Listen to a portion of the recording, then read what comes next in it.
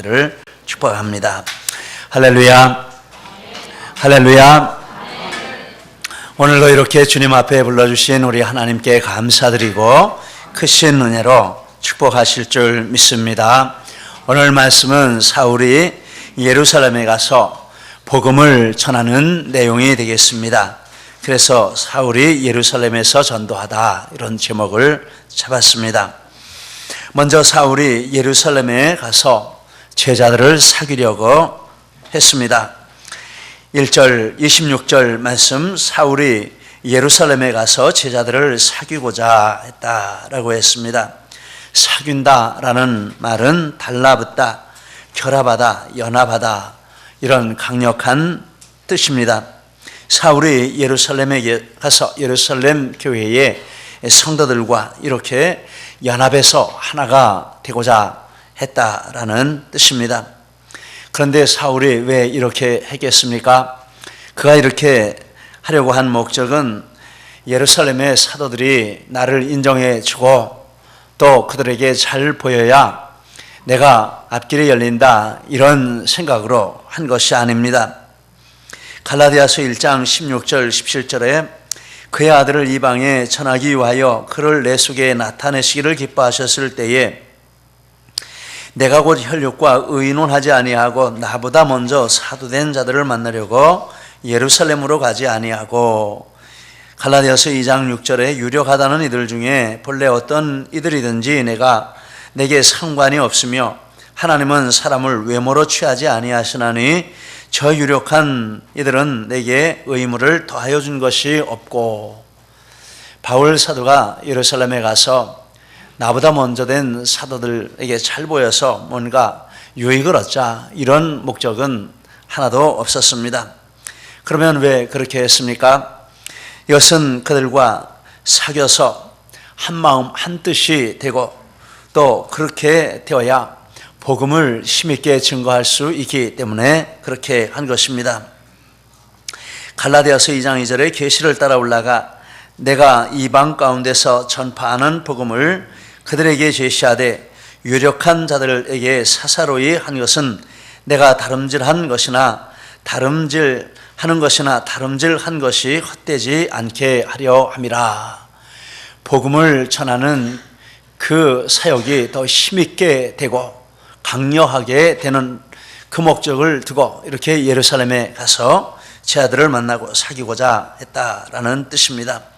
하나, 사귀고자 하나라는 말은 애쓰다, 노력하다라는 뜻으로 한두 번 하고 포기하는 것이 아니라 계속해서 끊임없이 시도한다라는 뜻입니다. 우리는 이런 마음을 가져야 할 줄 믿습니다. 교회 안에서 성도들 간에 이런 마음을 가져야 하겠습니다. 한 교회에 다니면서도 마음이 하나 되지 못하고 갈라져 있는 상태로 지내는 사이가 많이 있을 수 있습니다. 또 좀 더 넓게는 교회와 교회들, 교단과 교단들이 이렇게 하나가 되고 한 마음이 되는, 이것이 하나님께는 영광이요 또 복음을 능력 있게 증거하는 중요한 방편이 되는 줄 믿습니다. 한국 교회가 크게 잘못한 것이 있는데 그것은 이렇게 갈라지고 나누어진 것입니다. 장로교 교단만 해도 100개가 넘는다고 하니 이게 무슨 일입니까? 그리고 교회들이 참 많이 세워졌는데 한 교회로 있는 것보다 나뉘어져서 복음을 전하는 것이 더 효과가 있고 능력이 있어서 서로 기쁜 마음으로 전략상 나누어지는 것은 얼마든지 좋을 것입니다. 그런데 교회가 나누어질 때 서로 원수된 것처럼 관계가 나빠져서 갈라지는 이런 일들이 다반사로 일어나고 있습니다.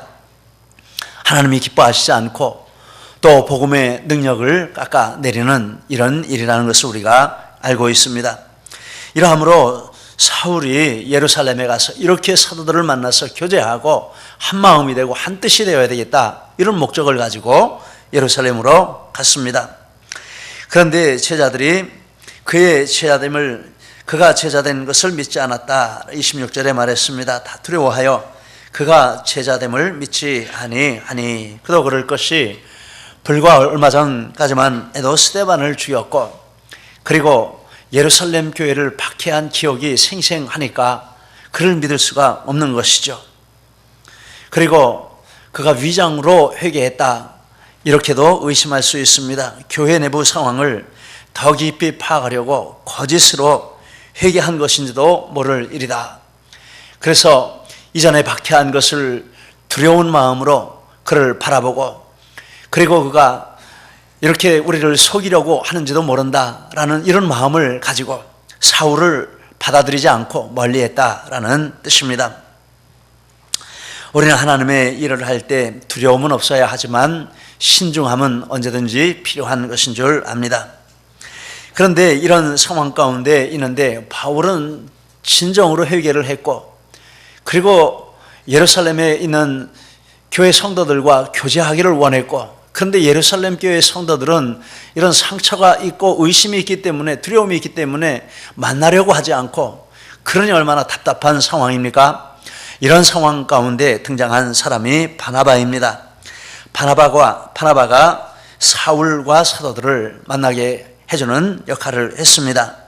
바나바가 사울을 데리고 사도들에게 갔습니다. 27절 말씀, 이 데리고라 하는 말은 단단히 붙잡다, 이런 뜻인데, 폭력적으로 누구를 체포해 가지고 끌고 갈 때 이 단어를 쓸 만큼 이렇게 강력한 단어입니다. 아마 사도들이 만나주지 않으니까 사울이 마음 가운데 실망하고 있었는지 모르겠습니다. 그런데 그 사울을 찾아가서 바나바가, 아니야, 나와 같이 가, 될 수 있어, 반드시 만나야 되고 화해해야 돼, 이렇게 해서 그를 끌고 사도들에게 갔다, 이런 의미가 담겨 있는 것입니다. 사도들에게 가서 사울이 길에서 어떻게 주를 보았는지를 말했습니다. 27절에 나오는 내용입니다. 사울이 다메섹 도상에서 빛으로 찾아오신 예수님을 만났고 눈이 멀었고, 그리고 다메섹에 들어가서 아나니아라는 사람에게 안수기도를 받고 금식기도를 하고 세례를 받고 제사함을 받고 성령의 충만함을 받았다. 이렇게 이 사람이 예수님을 만난 것은 참된 만남이지 거짓이거나 위장이 아니다 라는 것을 말을 해 주었습니다. 그리고 주께서 사울에게 말씀하신 일을 말했습니다. 예수님이 아나니아를 통해서 사울에게 사명을 주셨고, 그리고 그 사명은 이스라엘 자손들과 이방인과 임금들 앞에서 복음을 증거하는 그 사명이고, 그리고 그 사명을 위해서 해를 받아야 할 것을 말해 주었는데, 사울이 그것을 마음 깊이 받아들이고 자기의 사명으로 받아들여서 지금 이 사명을 감당하고자 나섰다라는 것을 말했습니다. 본문 9장의 15절 16절, 주께서 이르시되 가라, 이 사람은 내 이름을 이방인과 임금들과 이스라엘 자손들에게 전하기 위하여 택한 나의 그릇이라. 그가 내 이름을 위하여 얼마나 고난받아야 할 것을 내가 그에게 보이리라. 그리고 사울이 다메섹에서 전도한 것도, 담대히 전도한 것도 말했습니다. 27절 말씀입니다. 그가 어떻게 예수의 이름으로 담대히 말하였는지를 전하니라. 20절 이하에 보면 즉시 가게당에서 예수의 하나님의 아들이심을 전파하니, 22절 예수를 그리스도라 증언하여 다메섹에 사는 유대인들을 당혹하게 하니라. 유대인들이 사울 죽이기를 공모하되 이 사울이 다메섹에서 즉시 회개하고 세례받고 예수님 믿고 그 다음에 자기 사명을 받고 그 사명을 이루기 위해서 즉시 나가서 복음을 전했는데, 얼마나 강력하게 전했는지 거기 유대인들이 너무나도 놀라고, 그리고 이 사울을 죽이려고까지 해서 광주리를 타고 제자들이 달아내려서 이렇게 예루살렘에까지 오게 되었다, 그 내용을 말했습니다. 이렇게 바나바가 사울을 데리고 사도들에게 가서 소개하고 이야기를 하고 그에 대해서 말을 해줌으로 말미암아 사울이 제자들과 함께 있게 되었다. 28절에 말했습니다. 제자들과 함께 있게 되었고 예루살렘 교회에 출입을 하게 되었다. 예루살렘 교회가 사울을 신뢰하게 되었고 교회 멤버로 완전히 받아들였다라는 뜻입니다. 이런 결과가 있었습니다. 그런데 바나바가 어떻게 사도들과 이 사울을 연결해 줄 수 있었을까? 그 배경이 궁금해서 자료를 찾아보았는데 분명한 자료는 없습니다. 그런데 성경을 읽어보니까 27절에 보니까 바나바는 사울의 상황을 거의 실시간으로 파악하고 있었습니다. 그가 회개한 것도 알고 다메섹에서 이렇게 세례를 받고 이런 것도 알고 사명을 받은 것도 알고 전도한 것도 알고 유대인들이 죽이려 해서 탈출한 것도 알고 그의 상황을 세세하게 이 바나바가 알고 있었다 하는 것을 알게 됩니다. 그리고 사도행전 11장에 보면 다소의 바나바가 안디옥 교회에 가서 사역을 할 때 다소에 있는 사울을 데려다가 함께 사역을 했다라고 말하고 있습니다. 그 이후로도 계속해서 이 사울에 대해서 모든 것을 파악하고 알고 있는 그런 상황이 계속되었습니다. 어떻게 그럴 수 있었을까? 성경에는 나오지 않고 학자들이 말하는 내용 몇 가지가 있는데 그 중에 두 가지를 말씀을 드리면, 첫째는 둘 다 헬라파 유대인입니다. 바나바는 구브로에서 난 구브로 출신이고 4장 36절, 사울은 다소 출신입니다. 9장 1절. 그런데 예루살렘에 와서 이 헬라파 해당에서 모이게 되었는데 거기서 함께 교제하고 깊은 교제를 나누었다, 이런 해석을 하는 사람들이 있습니다. 둘째는 둘 다 가말리엘 문화에서 공부한 동급생 내지 동창생이었는데 바나바가 사울에 대해서 항상 관심을 갖고 있었고 그래서 사울의 상황을 실시간으로 이렇게 파악을 할 수 있었다, 이런 말씀을 하고 있습니다. 맞는지 틀리는지는 잘 모르겠습니다만 그러나 이 사울에 대해서 바나바가 큰 관심을 가지고 있었고 그래서 사울이 지금 어떤 상황에 있는지 무엇을 하고 있는지 이것을 항상 거의 정말 실시간으로 이렇게 파악하고 알고 있었다는 것은 분명한 사실이죠. 그런데 중요한 것은 바나바가 그렇게 사울에 대해서 알고 있는 그 내용을 교회의 유익을 위해서 귀하게 사용했다라는 것입니다. 그의 본명은 요셉인데 사도들이 그를 바나바라, 권위자라, 위로자라 라는 뜻이고 원래 말뜻대로 하면 위로의 아들이라, 위로하는 신의 아들이라, 이런 뜻이 되겠습니다. 그만큼 이 바나바가 예루살렘 교회에서 성도들과 성도들을 연결해주고 고난당하고 낙심한 성도들을 위로해주고 다시 용기를 붙들어주고 문제를 해결해주고 이런 일들을 힘있게 감당해 왔다라는 것입니다. 즉 사람들에게 관심이 많고 그 사람들을 주님의 뜻대로 세우는 이 일에 귀하게 쓰임받아 온 사람이 이 사람입니다. 그래서 바나바라 하는 이름을 사도들이 붙여주었습니다. 그런데 그 은사로 바나바가 계속해서 이 사울에 대해서 관심을 가지고 있었다, 이렇게 볼 수 있습니다. 그렇게 보고 있다가 사울이 예루살렘까지 온 것을 알고 그리고 이런 사도들을 만나려고 하는 것을 알고 그러나 사도들이 의심하는 것을 알고 나서서 이렇게 바나바가 사울을 데리고 와서 교회와 예루살렘 교회와 사울이 만나게 해주고 화해하게 해주고 사울을 신뢰하고 받아들이게 해주는 이런 중요한 일을 했다라는 것입니다. 그 마음, 그 자세가 참 바나바에게 있는 그 마음과 그 자세가 참 중요하다라는 생각을 합니다. 다 안다고 해도 그런 영혼을 사랑하는 마음이 없으면 그 알고 있는 재료가 큰 유익이 없는 것이죠. 근데 근본적으로 그 영혼을 사랑하고 교회를 사랑하는 마음이 있으니까 이렇게 중요한 일을 감당하는 그런 사람이 되었습니다.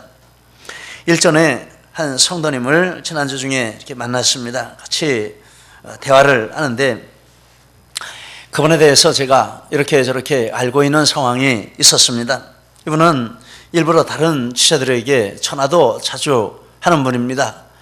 근황을 묻고 또 조금 낙심해 있거나 그러면 나오라고 해서 차도 같이 마시고 교제하고 식사도 같이 하고 교제하고 그리고 이렇게 항상 교회로 불러드리려고 이모저모로 애쓰고 수고하고 또 그 보조에 이렇게 맞춰가지고 같이 이렇게 해주기도 하고 이러는 것을 제가 지금까지 이렇게 쭉 보면서 알고 또 듣기도 했습니다.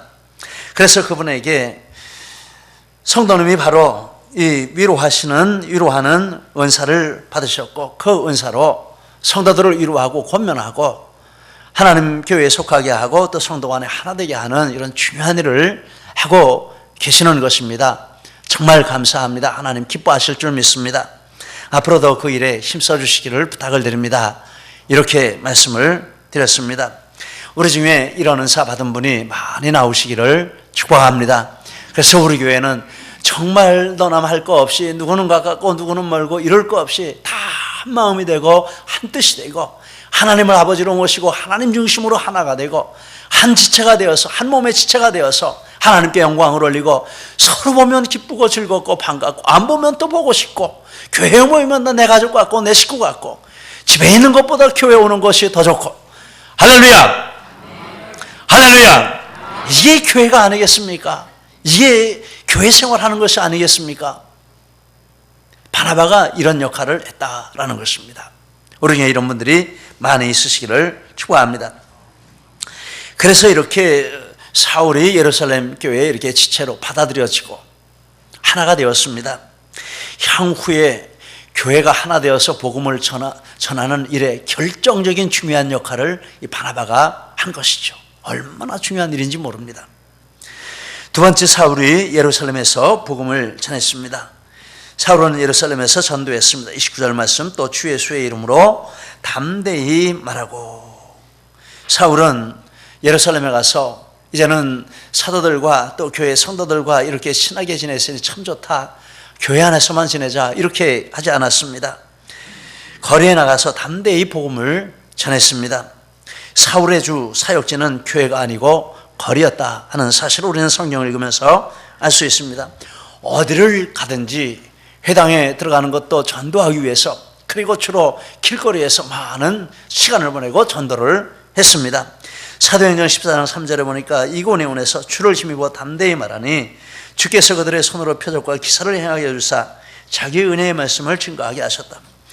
사도행전 19장 8절 이하에 회당에 들어가서 담대히 하나님 말씀을 전하고, 또 두란노라고 하는 곳에 이렇게 자리를 마련하고 사람들을 초청해서 항상 복음을 전하고, 그래서 하나님이 바울에게 능력을 주셔서 몸에 있는 수건을 갖다가 환자에게 얹으면 귀신이 떠나가고 병이 낫는 이런 역사가 일어나고, 마술을 하던 사람들이 다 점치는 것을 갖다 불사르고 예수님을 믿고 에베소 교회에 큰 부흥의 역사가 일어났다 하는 것을 볼 수 있습니다. 사도행전 28장 31절에 담대히 하나님 나라를 전파하며 주 예수 그리스도에 관한 것을 가르치되 그 많은 사람이 없었더라. 바울의 주 사역지는 바깥 세상이었습니다. 거리였습니다. 그리고 예수님의 사역지는 천국이 아니었습니다. 예수님의 사역지는 이 세상이었고, 예수님도 항상 거리를 다니시면서 복음을 전하는 그런 사역을 하셨고, 또 예수님께서 제 아들에게 거리에 나가서 복음을 전하라 말씀을 해주셨습니다. 마태복음 22장 9절에 보면 내 거리의 길에 가서 사람을 만나는 대로 혼인잔치에 청하여 오라. 누가복음 14장 21절 이하에 보면 시내의 거리와 골목으로 나가서 데려오라. 길과 산울타리가로 나가서 사람을 강권하여 데려다가 내 집을 채우라. 갈 수 있는 데 다 가서, 길에도 가고 산울타리로 가고 뭐 등산로도 가고 사람 있는 데는 다 쫓아가서 사람들을 데려다가 하나님의 집을 채우라, 이렇게 말씀을 해주고 있으십니다. 우리는 이 말씀에 순종해야 할 줄 믿습니다. 대표 기도할 때 기도를 했는데 11월 21일부터 12월 18일까지 작년부 매일 전도를 진행하고 있습니다. 그리고 학교 어버이니 전도를 3달에 한 번씩, 한 달씩 매일 전도로 4개월, 1년에 4개월을 전도하고 있습니다. 그리고 수요 전도, 그리고 중고등부, 청년부 연합으로 2년째 토요 전도를 쉬지 않고 계속해서 이렇게 하고 있습니다. 오케스트라를 통해서도 전도하고자 수고를 하고 있습니다. 이런 말씀을 이렇게 보면서 사도행전을 이렇게 공부하고 있는데, 우리가 듣기만 하고 말만 하고 하나도 나가서 실천하지 않는다면 이게 도대체 잘 되는 일이냐 잘하는 일이냐 하는 이런 마음의 부담이 있습니다. 제 자신서부터. 그래서 내년에는 정말 더 제 자신서부터 나가서 길에서 전도하고 만나는 사람에게 전도하고 일을 힘써야 하지 않을까, 이런 부담을 자꾸 이 사도행전을 공부하면서 가지게 됩니다. 한편은 너무 부담스럽기도 하고, 한편으로는 이렇게 도전을 주신 하나님의 은혜가 감사하기도 합니다. 하나님, 제가 무엇인데 저 같은 자에게 이런 도전을 주셔서 마음으로 견딜 수 없게 하시고, 또 이것을 자꾸 생각하게 하시고 하나님 저를 사용해 주시려고 하시니 감사합니다, 이런 마음도 한편에 있습니다. 정말 능력이 나타나는 자리는 바로 길거리인 줄 믿습니다. 나가서 사람들을 강권하는 그 자리에 하나님의 치유하시는 역사, 귀신을 쫓아내시는 역사, 기적의 역사, 이런 것이 거기에서 일어날 줄 믿습니다. 사도행전에 보면 거기서 그런 역사가 일어났습니다. 우리 교회에 이런 역사가 일어나는 현장도 거기인 줄 믿습니다. 군인이 현장은 전쟁터입니다. 부대 안에서만 평생 살려면 군인 될 이유가 없는 것이죠. 우리는 나가야 하는 줄 믿습니다. 할렐루야! 할렐루야! 우리는 현장이 있고 야성을 가진 그리스도인 되시기를 축원합니다. 영적 싸움의 현장에 있는 그리스도인 되시기를 축원합니다. 그리고 사울이 헬라파 유대인들과 변론했습니다. 29절 말씀, 헬라파 유대인들과 함께 말하며 변론하니, 이것은 전에 스데반이 하던 사역이었습니다. 그래서 헬라파 유대인들이 사울을 죽이려고 힘썼습니다. 29절, 그 사람들이 죽이려고 힘쓰거늘 스데반의 피가 사울을 제2의 스데반으로 만들어서 스데반이 섰던 바로 그 자리에 서게 하고 스데반이 했던 바로 그 사역을 계승해서 하도록 만들었습니다. 요한복음 12장 24절, 하늘의 밀이 땅에 떨어져 죽지 아니하면 하늘 그대로 있고 죽으면 많은 열매를 맺느니라. 이 세기의 교부 터틀리아는 순교자의 피는 교회의 초석이라, 이런 의미 깊은 말을 했습니다. 조국 교회의 수많은 주의 종들이 흘린 순교의 피가 조국 교회의 부흥의 씨가 된 것을 우리 한국, 우리 교회의 역사가 증명을 하고 있습니다.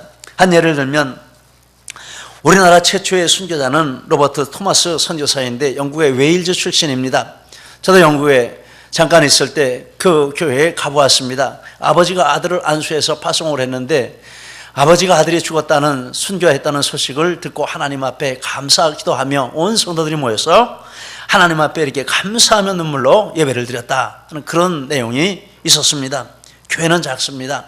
그때도 한 20명, 30명밖에 모이지 않는 교회인데 그 목사님 아들을 안수해서 선교사로 보내고 후원을 했다라는 것입니다. 그런데 1866년 9월 2일 27세의 나이에 대동강에서 순교를 했습니다. 그러면서 자기를 죽이는 박춘권에게, 병사였는데 그에게 성경을 주었습니다. 그런데 박춘권이 성경을 읽고 예수님을 믿고 전도자로 헌신을 했습니다. 그의 조카 이태영이 있는데 박춘권의 집에 왔다가 박춘권이 이렇게 감춰뒀는데 그 성경을 어떻게 발견해서 읽고 예수님을 믿고 숭실학교에 들어갔습니다. 그리고 예수님을 믿고 레이놀드 선교사에게 가서 성경을 조선말 한글로 번역하는 이 일에 결정적인 중요한 역할을 감당했다는 기록이 있습니다. 그리고 박영식이라는 군인이 있었는데 토마스 선교의 순교 현장에서 좋은 성경을 누가 주었는데 그것을 읽고 예수님을 믿었습니다. 그리고 자기 집에서 교회를 시작했습니다. 그런데 그 교회가 1907년 평양 대부흥 운동을 일으킨 장대현 교회라 하는 기록이 있습니다. 여러분 놀랍지 않습니까? 그리고 이 토마스 선교사가 타고 온 배가 전어를 셔먼호라고 하는 배인데 이 배는 미국 국적의 배였습니다. 그래서 미국이 조선에 압력을 넣어가지고 조선과 미국의 통상수호조약을 맺고 1882년 그리고 1884년에 언더우드 아펜셀러 선교사를 필두로 해서 수많은 선교사들이 우리나라에 들어오게 되는 그런 계기가 이 통상조약에서부터 시작이 되었다라는 것입니다. 토마스 선교사의 흘린 피가 이렇게 우리 조국 교회의 씨앗이 되고 큰 부흥의 열매를 맺었다 하는 것을 우리는 알 수 있습니다. 그리고 1938년 신사참배 반대로 주기철 목사님 등 교역자문 50명이 순교를 했습니다. 그리고 1950년 이후 공산당을 반대하다가 순교한 주의 종들이 손양훈 목사님, 김익두 목사님을 필두로 그 수를 헤아릴 수가 없습니다. 수많은 교역자들과 성도들이 공산당을 반대하고 믿음을 지키려고 하다가 순교를 했습니다. 그런데 참 생각을 해보면은 북한이 이렇게 군대를 준비하고 소련의 지원을 받고 중국의 지원을 받고 완전하게 준비하고 기습을 하고 남한은 아무 준비가 안 돼 있었는데 그래서 부산만 남았었는데 그런데 그것을 반격을 해서 다시 이렇게 나라가 회복되고 교회가 부흥하게 된 이거 기적이 아니겠습니까? 아무리 생각해도 기적이죠. 역사에 이런 일이 어디에 있었습니까? 미국에서 신속하게 유대인이 모여가지고 결의를 하고 불과 몇 달 안 돼서 유엔군이 들어와서 반격을 하게 되고, 그리고 조국 교회가 세계 2만여 명의 선교사들을 파송을 하고 전 세계에서 유례 없는 그런 예수님을 잘 믿는 나라가 된, 참 이거 기적이고 불가사의한 일입니다. 이 순교의 피인 줄 믿습니다. 그래서 성도들이 이 일로 하나님께 영광을 올려드렸습니다. 갈라디아서 1장 22절 24절 유대의 그리스도 안에 있는 교회들이 나를 얼굴로 알지 못하고 다만 우리를 핍박하던 자가 전에 찬양하던 그 믿음을 지금 전한다 함을 듣고 나로 말미암아 영광을 하나님께 돌리니라. 스데반의 순교의 피가 역사에서 바울을 변화시키고 그가 이렇게 스데반 대신 해서 복음을 전하고 핍박을 받는 것을 두려워하지 않고 한다는 걸 듣고 얼마나 성도들이 기뻐하고 감사했는지 모릅니다. 순교의 피는 큰 능력이 있는 줄 믿습니다. 근데 여러분, 우리는 목숨을 내놓는 순교는 할 수 없습니다. 아무나 할 수 있는 것이 아니죠. 그러나 우리가 할 수 있는 일이 있는데 순교자의 삶은 살 수 있는 줄 믿습니다.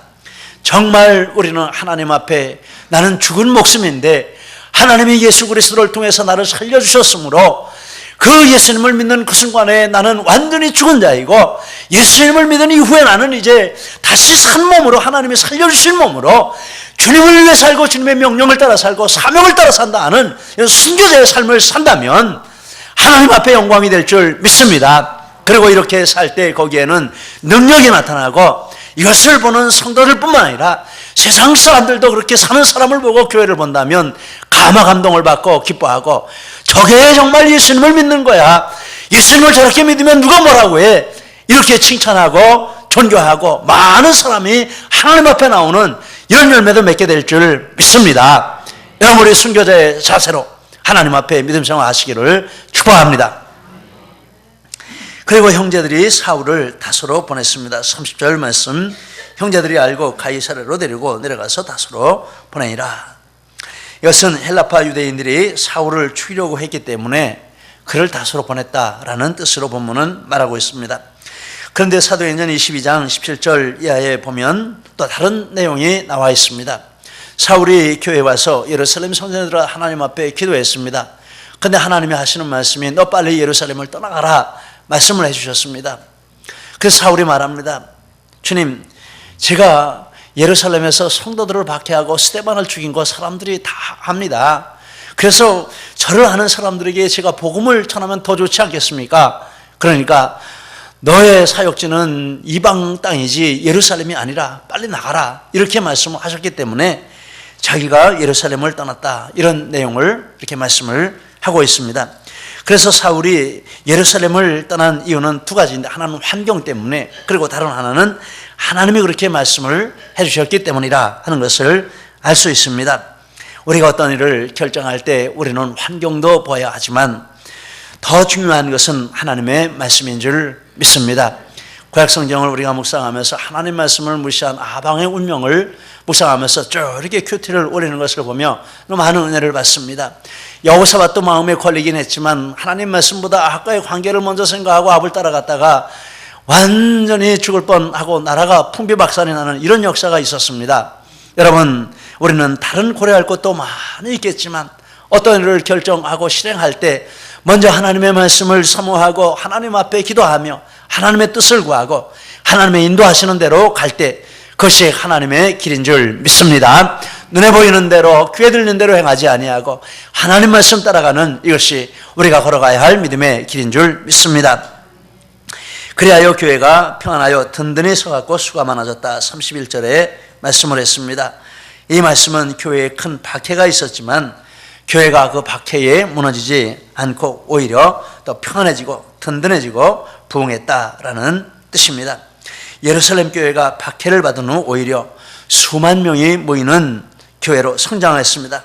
사도행전 21장 20절 바울더러 이르되 유대인 중에 믿는 자 수만 명이 있다라고 했습니다. 그리고 흩어진 성도들이 두루다니면서 복음을 전했고, 사도행전에 이 부분이 쓰여질 당시에 온 유대와 갈릴리와 사마리아에 많은 교회들이 세워지고 더 부흥해가는 이런 역사가 있고 이런 역사가 진행되고 있다라고 말씀을 했습니다. 이렇게 교회가 부흥했는데 그 원인이 무엇입니까?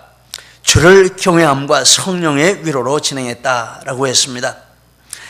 주를 경외함과 성령의 위로로. 교회는 환경 때문에 망하는 것도 아니고 환경 때문에 부흥하는 것도 아닌 줄 믿습니다. 환경이 좋으면 좋겠지만 그것이 결정적인 요인은 아닌 줄 믿습니다. 결정적인 요인은 주를 경외함과 성령의 충만함인 줄 믿습니다. 환경 이것이 아니라 주를 경외하는 순전한 믿음과 성령 충만을 받고 성령의 인도하심을 따라 순종하는 이 믿음이 있을 때 그 자리가 어떤 자리가 되었든지 그 교회는 부흥하고 하나님의 능력과 역사가 부어지는 은혜가 있을 줄 믿습니다. 예루살렘 교회와 흩어진 성도들이 이런 은혜 가운데 행했으므로 교회가 이렇게 부흥을 했습니다. 우리도 이런 믿음으로 행하시기를 예수님 이름으로 축복합니다. 그래서 하나님이 이렇게 스데반 집사님과 성도들이 이 믿음으로 행할 때 핍박자 바울을 전도자로 바꾸고 그가 또 목숨을 걸고 주를 경외하며 성령 충만을 따라 행하게 하시고 수많은 교회들을 일으키고 이런 역사를 계속해서 이루어가는 것을 보게 됩니다. 우리 앞에도 하나님이 이런 축복을 놓아두신 줄 믿습니다. 이런 축복의 주인공들 받으시기를 예수님 이름으로 축복합니다. 기도하시겠습니다. 우리 말씀 붙들고 함께 기도하시겠습니다. 내게 주신 말씀이 있으시면 그 말씀 붙들고 기도하시기를 바랍니다. 할렐루야. 하나님 아버지 감사합니다.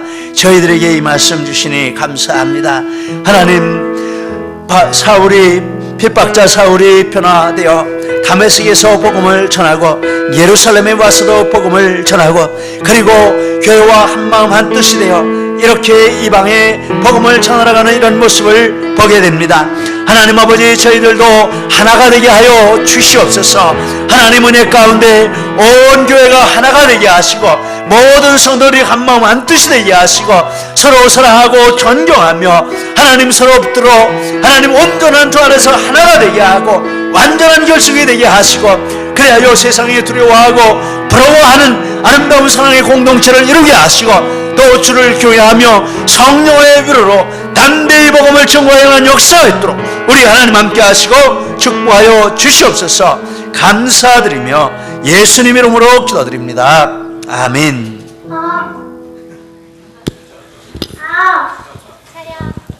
차렷 인사.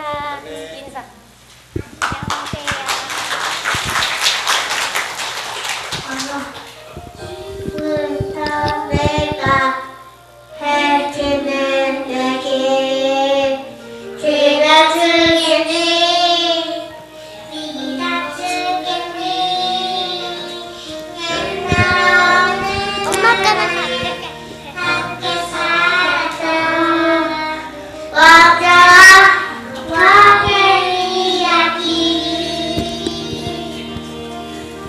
언제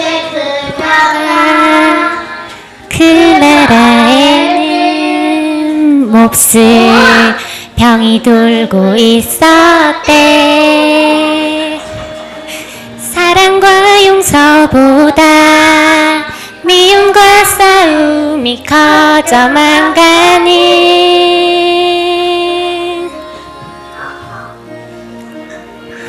그 왕은 고민했었나봐.